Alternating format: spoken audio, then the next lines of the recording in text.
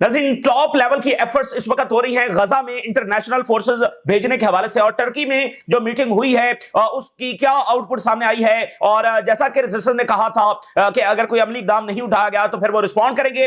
तो इस वक्त गजा में हमले जारी हैं, लेबनान में इजराइल के अटैक्स हो रहे हैं। तो टर्की में जो मीटिंग हुई है उसकी क्या आउटपुट जो है वो सामने आई है, वो आपके साथ शेयर करेंगे। इराक की जानिब से नाज़रीन एक बड़ा स्ट्रॉन्ग मैसेज है वो अमेरिका को गया है। अमेरिका जो है इस वक्त इराक के ऊपर यह दबाव डाल रहा है कि जो इराक में रेजिस्टेंस है वो अपने आप को डिसआर्म करे। अब आप देखें ना, ये एक ही प्रोजेक्ट है, वो पूरे रीजन में रेजिस्टेंस को डिसआर्म करना चाहते हैं, क्योंकि ये सिर्फ रेजिस्टेंस ही है जो इजराइल के साथ मिलिटरीली लड़ने की विल भी रखती है और सलाहियत भी रखती है। बाकी तो ज़ाहिर है कोई ऐसा ना किसी की आइडियोलॉजी है, ना विल है, ना और ना सलाहियत है।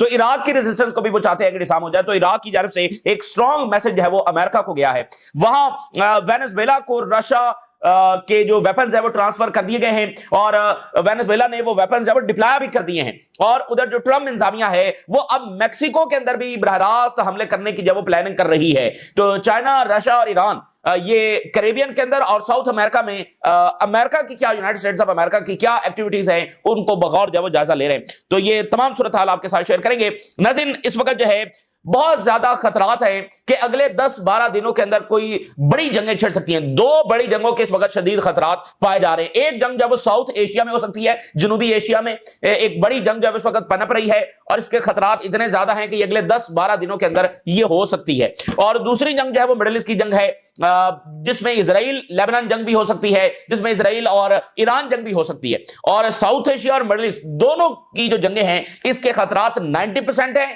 और ये अगले चंद दिनों के अंदर ये हो सकती हैं। इस वक्त ये सिनेरियो जब इस वक्त बना हुआ है। तो हाई लेवल एफर्ट्स नाज़रीन इस वक्त हो रही हैं कि रशिया से जो मॉडर्न जेट्स हैं वो ईरान को ट्रांसफर किए जाएं, यानी Su-35 जेट्स ट्रांसफर करने की इस वक्त बड़ी हाई लेवल एफर्ट्स हो रही हैं। ये रिपोर्ट्स में आज बताया गया है। देखिए, रशिया ने ऑलरेडी MiG-29 जो है ये भी एक एडवांस फाइटर जेट है जिसको रशियन फोर्सेज जो है वो यूक्रेन में ऑलरेडी इस्तेमाल कर रही हैं। तो ये एडवांस फाइटर जेट जो है उन्होंने ईरान को ट्रांसफर कर दिया है, और वो चाहते हैं कि Su-35 भी ट्रांसफर कर दिया जाए।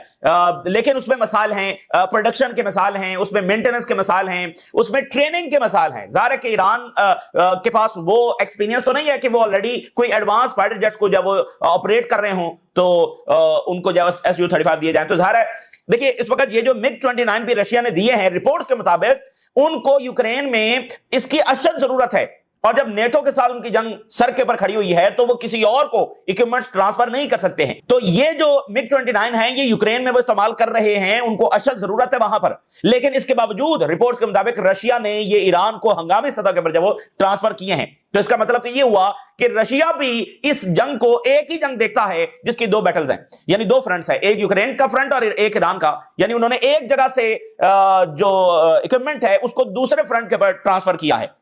उनको वहां पर जरूरत है, लेकिन वहां से निकाल कर वो जो है ईरान में लेकर आ रहे हैं। इससे एक और बात का आप अंदाजा लगा सकते हैं कि ईरान जो है वो इतनी ज्यादा अहमियत इख्तियार कर गया है कि चाइना और रशिया किसी सूरत ईरान को लूज करना जो अफोर्ड नहीं कर सकते हैं। ईरान जो है वो इस वक्त इंपीरियल साम्राज्य के खिलाफ जो लड़ाई जारी है उसमें एक फ्रंट लाइन स्टेट है। ब्रिक्स के हवाले से ईरान की बहुत ज्यादा अहमियत है। तो रशिया और चाइना ईरान को लूज करना जो इस वक्त अफोर्ड नहीं कर सकते हैं, इसलिए उन्होंने हंगामी तौर पर जब उनको खुद को जरूरत है ये जेट्स है वो दे दिए हैं, और ईरानियंस है उस पर ट्रेनिंग ले रहे हैं, सारा कुछ कर रहे हैं। तो इस वक्त ईरानियंस और रशियंस हाई लेवल कोऑर्डिनेशन में हैं कि किसी तरीके से Su-35 को भी उसका जो ट्रांसफर है वो यकीनी बनाया जाए। लेकिन कुछ ऑब्स्टेकल्स हैं, और उसकी वजह यह है कि प्रोडक्शन जाहिर करना इतना आसान है, फिर आप इतना एक्सपेंसिव इक्विपमेंट जब वो ट्रांसफर कर रहे हैं तो पता चले कि वो रनवे पर ही क्रैश हो गया है, तो ये तो नहीं अफोर्ड किया जा सकता। यानी उधर से इजराइल आए और वो बेसिस पर खड़े खड़े जहाजों को जब तबाह कर दे, तो ये तो रशिया अफोर्ड नहीं कर सकता है। तो ये इस तरह के मसाइल हैं कि ट्रेनिंग, उनकी मेंटेनेंस और ऑपरेट किस तरह से करना है, ये सारी चीजें एक रुकावट है। लेकिन उस रुकावट को भी हल करने की जब वो पूरी कोशिश की जा रही है। और इसी दरमियान अमेरिका और इजराइल जब ईरान पर हमला करने की तैयारी कर रहे हैं, क्योंकि अगर ये वाले फाइटर जेट्स Su-35 ये अगर दे दिए जाते हैं ईरान को, तो फिर तो देखिए ऑलरेडी इजराइल और अमेरिका जो उनके गोल्स थे ईरान के हवाले से वो पूरे नहीं हुए, रिजीम चेंज नहीं हुआ, और इजराइल को बहुत बुरे तरीके से फेंटी लगी है। तो अगर Su-35 आ जाएंगे तो ईरान का जो इकलौता डिसएडवांटेज था वो भी खत्म हो जाएगा। ईरान का जो इसमें डिसएडवांटेज था वो एयरफोर्स थी, एयर सुपीरियरिटी थी। उनके पास कोई भी ऐसा इक्विपमेंट नहीं था कि वो फिजा में जाकर जो इजरायली फाइटर जेट्स हैं उनका वो सामना कर सके। तो ये इकलौता डिसएडवांटेज था ईरान का, तो वो भी पूरा हो जाएगा। तो इसलिए वो चाहते हैं कि इस ट्रांसफर से पहले पहले जो है वो ये हमला कर दिया जाए। तो इसलिए ये काफी क्रूशल दिन है। अगले 10-12 दिन, अब आप अंदाजा करें, मतलब अगले 10-12 दिन के अंदर अंदर साउथ एशिया में और मिडिल ईस्ट के अंदर ये बड़ी जंगें जो हैं, और ज़ाहिर के साथ वेनेजुएला, नाइजीरिया वो साथ साथ अपनी जगह पर चल रहा है, लेकिन इस रीजन में ये दो बड़ी जंगें जब छिड़ सकती हैं। और ईरान की जंग ज़ाहिर है कि पता नहीं उसका नतीजा क्या निकलेगा।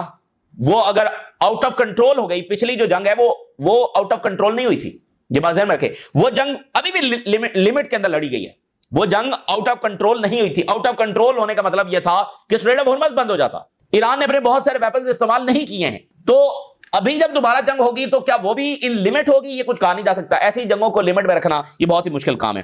तो ये इस वक्त जो है वो सिनेरियो बना हुआ है। अच्छा, अब इसी दरमियान जो है वो गजा, वहां पर इजराइल के हमले जारी हैं, इजराइल की बॉम्बिंग जब वहां पर हो रही है, और जो गारंटर्स हैं हमास उनकी तरफ देख रही है कि भाई आप हमें बताएं।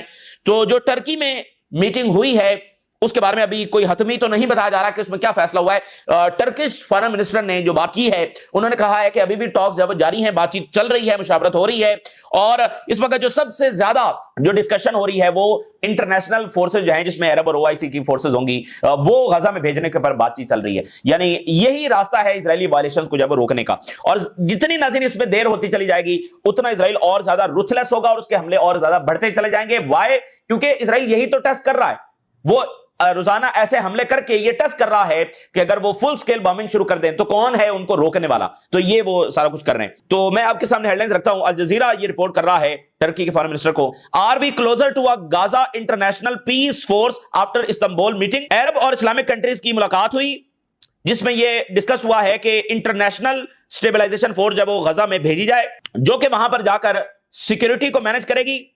लेकिन टर्की के फॉरेन मिनिस्टर ने बताया कि अभी तक एक क्लियर फ्रेमवर्क जब नहीं बन सका है, और जो कमेटी गजा को गवर्न करेगी वो भी अभी तक नहीं बन सकी है। तो अभी तक तमाम चीजें जब डिफाइन नहीं है और मुशावरत जारी है।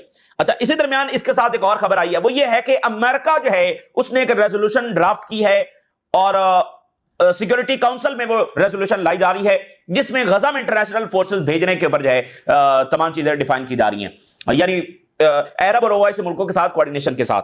अच्छा, और अमेरिका ने सिक्योरिटी काउंसिल के जो मेंबर्स हैं उनके साथ भी ये ड्राफ्ट शेयर कर दिया है, यानी ये बात आगे बढ़ रही है। और सिक्योरिटी काउंसिल के मेंबर से मुराद ये है कि ज़ाहिर है कि चाइना से उनको भी डिस्कस किया होगा, रशिया को भी डिस्कस किया होगा। US circulate draft UN resolution for foreign forces in Gaza, एक ड्राफ्ट उन्होंने तैयार किया है और सिक्योरिटी काउंसिल के जो मेंबर्स हैं उनमें सर्कुलेट किया है उस रेजोल्यूशन को, उस ड्राफ्ट को।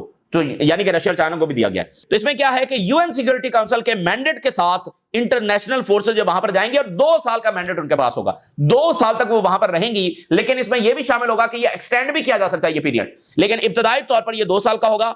ये वहां पर सिक्योरिटी को मैनेज करेंगे और इसके अलावा जो फलस्तीनी हैं उनकी जो पुलिस है उसको भी ट्रेनिंग देंगे और डिसआर्मामेंट के जो ऑपरेशंस है वो सर अंजाम देंगे। और इसमें अरब और ओआईसी के बहुत सारे जो मेंबर्स हैं उनकी फोर्सेस शामिल होंगी, वेस्टर्न फोर्सेस जब वो शामिल नहीं होंगी। तो गजा पीस जो काउंसिल है उसकी कोऑर्डिनेशन के साथ ये फोर्स जाएगी।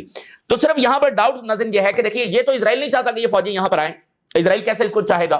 और दूसरी बात यह है कि अमेरिका जिसने इतनी बार वीटो किया है, वो अमेरिका अब इसके लिए काम कर रहा है कि फलस्तीनियों को प्रोटेक्शन दी जाए। ये बात समझ में नहीं आती है। यानी अब अमेरिका जिनके वीटो कर रहा था बार बार ताकि इजराइल की बमबारी जारी रहे, अब वो फलस्तीनियों की प्रोटेक्शन के लिए काम कर रहा है। ये बात समझ में नहीं आती। तो इसलिए यहां पर ऐसा लग रहा है कि ये एट द एंड ये भी एक सिर्फ पीआर एक्टिविटी साबित होगी। इसके क्लियर डाउट्स मौजूद हैं, ये इंटरनेशनल फोर्स का वहां पर जाना, ये वहां पर अमन लाएगी, फलां करेगी, ये ना एक बिल्कुल ऐसा लग रहा है कि ये कोई टाइम गेनिंग प्रोसेस हो सकता है, ये पीआर एक्टिविटी जब हो सकती है। इसलिए मतलब जो बुनियादी इजराइल की पॉलिसी है, चूंकि वो कायम है, तो मामलात के ऊपर यकीन नहीं किया जा सकता है। इस वक्त भी इजराइल के जब हमले जारी हैं, Israeli aircraft carried out raids east of the Khan Younis, और उधर अमेरिका ये कह रहा है कि हम तो रीजन में बहुत बड़े हमले करने जा रहे हैं। तो जब रीजन में बहुत बड़े हमले करने जा रहे हैं और ईरान और लेबनान जंग के खतरात मौजूद हैं, यमन के ऊपर हमला हो सकता है, तो फिर गजा तो वो वहां पर कैसे अमन करेंगे। तो मेरा ख्याल है कि ये जो सारा सीज फायर के हवाले से जो भी ट्रंप ने पोर्ट्रे किया है, ये सिर्फ एक पीआर एक्टिविटी थी, इससे ज्यादा कुछ भी नहीं। बुनियादी जो झगड़ा है, आज देखिए सुप्रीम लीडर ने ईरान के, उन्होंने क्या बात की है, उन्होंने कहा है कि इजराइल के साथ जो हमारा झगड़ा है वो फंडामेंटल है, नॉट टैक्टिकल। यानी ऐसा कोई हमारा झगड़ा नहीं है कि जो वक्ती पैदा हो गया है, वो गजा जंग की वजह से पैदा हो गया है, तो हमारे दरमियान कशीदगी है, टैक्टिकल वक्ती। ہمارا ان کے ساتھ جھگڑا فنڈامنٹل ہے, بنیادی, ہم ان کو مانتے ہی نہیں ہیں. آئیڈیولوجیکل کلیش جو ہے وہ موجود ہے, درمیانی راستہ نہیں ہے. تو اس کا نتیجے کا سے اگر ہم مراد لیں تو نتیجہ یہ ہے کہ یا وہ رہیں گے یا ہم رہیں گے, فیصلہ کن جنگ, کیونکہ ہم ان کو نہیں مانتے, ہمارا ان کے ساتھ مسئلہ فنڈامنٹل ہے, ہم ان کے ایگزسٹنس کو قبول نہیں کرتے ہیں اور ظاہر ہے کہ وہ ہمیں قبول نہیں کرتے ہیں. تو یہ فنڈامنٹل مسئلہ ہے. تو اس لیے وہ مڈل ایسٹ میں جو بنیادی جھگڑا ہے, بنیادی لڑائی ہے, وہ اپنی جگہ پر موجود ہے. ٹھیک ہے, تو یہ بنیادی چیز ہے. اس وقت ایک طرف غزہ میں بامبنگ ہو رہی ہے اور دوسری طرف غزہ میں کچھ ہیپی مومنٹس بھی دیکھنے کو ملے ہیں, جس میں 5 فلسطینی قیدی جب رہا ہوئے ہیں اور رہا ہو کر غزہ پہنچے ہیں اور اپنی فیملیز کے ساتھ ملے ہیں اور بڑے جذباتی مناظر دیکھنے کو ملے. الجزیرہ لکھ رہا ہے, joy in Gaza as Palestinians freed by Israel reunite with families. اسرائیل سے جو رہا ہوئے ہیں اپنی فیملیز کے ساتھ ان کی ملاقات ہوئی, تو خوشی اور ہیپی مومنٹس غزہ میں دیکھے گئے. Heart warming scenes in Gaza as freed detainees reunite with families. unexpectedly یہ آج ریلیز ہوئے ہیں اور بہت زیادہ ان کو ویلکم کیا گیا, لیکن کچھ جو پریزنرز ہیں ان کے فیملیز ہی موجود نہیں تھی, وہ شہید ہو چکی تھی اور وہ جب اپنے گھر کی طرف گئے جو کہ ملبے کا ڈھیر بنا ہوا تھا. Palestinian who went home heart broken, ملبے کا ڈھیر بنا ہوا ہے ان کا گھر, and they did not find their loved ones among those who were freed. تو ان کی فیملیز ہی پیچھے نہیں بچی تھی, نہ ہی گھر بچا تھا. تو کچھ اپنی فیملیز کے ساتھ آ کر ملے ہیں اور کچھ کے نہ گھر بچے ہیں نہ فیملیز بچی. تو ریجن نے جو بے حسی دکھائی ہے یہ تاریخ میں پتہ نہیں یہ کیسے بھلائی جا سکے گی, اور یہ ان کو زیب نہیں دیتا تھا فلسطینیوں کے ساتھ, یعنی دنیا کی ہر لائن انہوں نے فلسطینیوں کے خلاف کراس کر لی, تو یہ ریجن کو زیب نہیں دیتا تھا کہ وہ اتنی خاموشی جو اختیار کر کے رکھتا. تو بہرحال یہ برہم دنیا ہے. تو ادھر جو اسرائیلی پارلیمنٹ جو ہے اس نے جو قانون پاس کیا ہے کہ فلسطینی پریزنرز کو ایگزیکیوٹ کیا جائے گا, تو اس پر تمام فلسطینی تنظیموں کا رد عمل آیا ہے. انہوں نے کہا ہے کہ یہ پورے ریجن کو ایک نئے وائلنس میں دھکیلنے والی بات ہوگی. Entire region into a new spiral of the unknown. یہاں پر معاملات اور زیادہ خراب ہونے جا رہے ہیں جو کچھ اسرائیل کر رہا ہے. یہ آج ان کا رد عمل سامنے آیا. اور اسرائیل کے اندر صورتحال یہ ہے کہ یہ کالونی جو ہے یہ اپنے کولیپس کی طرف بڑھ رہی ہے. وہ اسرائیلی پروسیکیوٹر, ملٹری پروسیکیوٹر, جس نے وہ ویڈیو ریلیز کی تھی جس میں اسرائیلی فوجی جیل میں فلسطینی قیدیوں کا ریپ کر رہے ہیں, وہ اسرائیلی فوجی رہا کر دیے گئے ہیں اور اس ملٹری پروسیکیوٹر کو آج انہوں نے اریسٹ کر لیا کچھ دیر پہلے. Israel arrest army lawyer for leaking video showing Palestinian abuse. یہ یعنی کہ ان کی مورالیٹی کا لیول ہے, جنہوں نے ریپ کیا ان کو رہا کر دیا ہے اور جس نے ویڈیو ریلیز کیا ہے اس کو جو پکڑ لیا. تو یہ ایک اینٹی ہے جو اپنی ایکسٹریمزم اور اپنی ایولنس کی انتہا کو پہنچ چکی ہے. عراق کو امریکہ نے کہا ہے اور یونائٹڈ نیشن میں کھڑے ہو کر نتنیاہو نے بھی دھمکی لگائی تھی. تو ابھی تازہ ترین جو امریکہ نے وارن کیا ہے عراق کو کہ وہ ریزسٹنس فورسز کو ڈسارم کرے, جیسے حزب اللہ کو ہم ڈسارم کر رہے ہیں. تو Iraq to U S disarmament you first. Iraq کے پرائم منسٹر نے کہا کہ he could get militia to lay down their arms but not with US troops are still in the country. ٹھیک ہے, ہم ان کو ڈسارم کرتے ہیں, لیکن پہلے ذرا یہ تو بتایا جائے کہ امریکنز یہاں پر کس لیے بیٹھے ہوئے ہیں. 86 کنٹریز, انہوں نے کہا 86 کنٹریز کا یہ الائنس یہاں پر بیٹھا ہوا ہے اور جواز کیا ہے داعش سے لڑنے کے لیے. تو انہوں نے کہا کہ یہ جو جواز ہے کہ ہم داعش سے لڑیں گے, لڑنے کے لیے یہاں پر ہے, یہ کوئی ویلڈ جواز نہیں ہے اور ہم یہ چاہتے ہیں کہ آپ یہاں سے نکلیں اور آپ نکلیں اس کے بعد ہم ان کو دیکھیں گے. تو یہ نہیں ہو سکتا کہ آپ بیٹھے رہیں اور آپ کہیں گے ان کو ڈسارم کریں. تو کل سپریم لیڈر نے بھی تو یہ بات کی ہے, ہم امریکہ کے ساتھ بات کریں گے, پہلے وہ ذرا یہاں ریجن کو جب چھوڑیں. تو یہ عراق کا رد عمل ہے. ظاہر ہے عراق کو اتنی پاورفل پوزیشن میں نہیں ہے کہ وہ امریکہ سے کوئی شرائط منوا سکے, لیکن بہرحال ایک بات ان کی جانب سے گئی ہے. اچھا, اسی درمیان جو ہے لیبنان پر اسرائیل نے حملے کیے ہیں اور بہت سارے گھروں کو ڈسٹرائے کیا ہے اور بہت ساری وہیکلز ہیں ان کو بلو اپ کیا ہے. Israeli air strike sets multiple vehicles ablaze and damage several shops. یہ بڑا ہی خوفناک حملہ جب انہوں نے کیا ہے اور ہر ایک حملے کے ساتھ لیبنیز گورنمنٹ کے اوپر پریشر بڑھتا چلا جا رہا ہے. اور میں آپ کو بتاؤں یہ جو یو ایس انوائے نا ٹام بیرک جو دھمکیاں لگا رہا ہے لیبنان کو, یہ کوئی گریٹ مائنڈز نہیں ہے, یہ کوئی عقل مندی کا وہ کام نہیں کر رہا.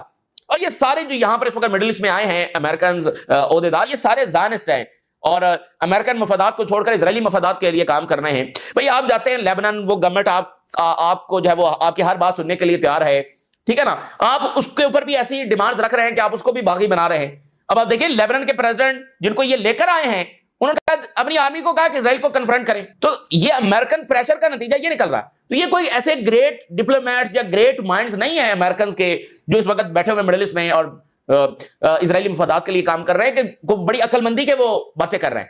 نہیں, یہ کچھ بھی نہیں ہے. وہ بلکہ امریکن انٹرسٹ کو نقصان پہنچا رہے ہیں کہ وہ گورنمنٹ جو آپ کی بات سننے کے لیے تیار ہیں آپ ان کے سامنے صرف ایک ہی آپشن رکھ رہے ہیں کہ نہیں یہی تمہیں کرنا ہے، ایسے نہیں ہوتا.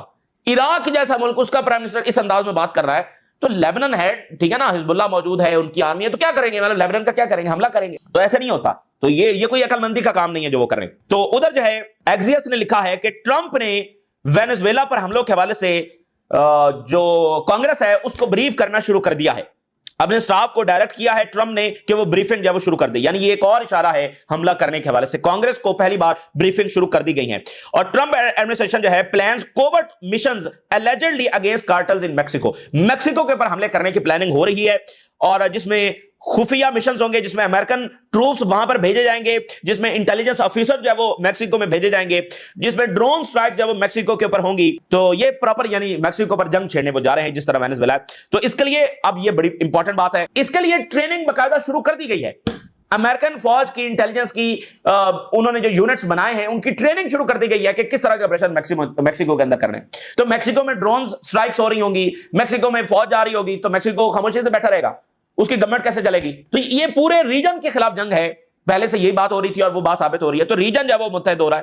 ادھر رشینز نے کہا ہے کہ امریکہ کو سرپرائز مل سکتا ہے، کیونکہ آلریڈی جو ویپنز وہاں پر جا چکے ہیں وہ امریکہ کو بڑا سرپرائز دے سکتے ہیں. یہ پنٹسیر S1 ہے اور BUK یہ سسٹمز ہیں، یہ ڈیلیور کر دیے گئے ہیں. یہ ایڈوانس ایئر ڈیفنس سسٹمز ہیں، surface to air missile system ہیں. یہ ایئر کرافٹ کو ڈسٹرائے کرنے کے لیے سسٹم، ایڈوانس سسٹمز ہیں، یہ انہوں نے دے دیے ہیں. اور جو رشین پلینز ہیں وہ جناب ایک ڈیفرنٹ روٹ سے ہوتے ہوئے ویسٹرن ایئر سپیس کو وہاں سے بچتے ہوئے وینزویلا جب وہ پہنچے ہیں، اور انہوں نے یہ سارے ایڈوانس سسٹمز آلریڈی وہاں پر جب وہ ٹرانسفر کر دیے. تو اس لیے امریکہ کو بڑا سرپرائز مل سکتا ہے، اور وہ ڈیفرنٹ ٹولز استعمال کر رہے ہیں میڈورو کو ریپلیس کرنے کے لیے. اگر وہ براہ راست حملوں کے لیے جاتے ہیں تو ایک بڑا جو سرپرائز ہے ان کو مل سکتا ہے. کوئی بھی نتیجہ اس جنگ کا نکل سکتا ہے.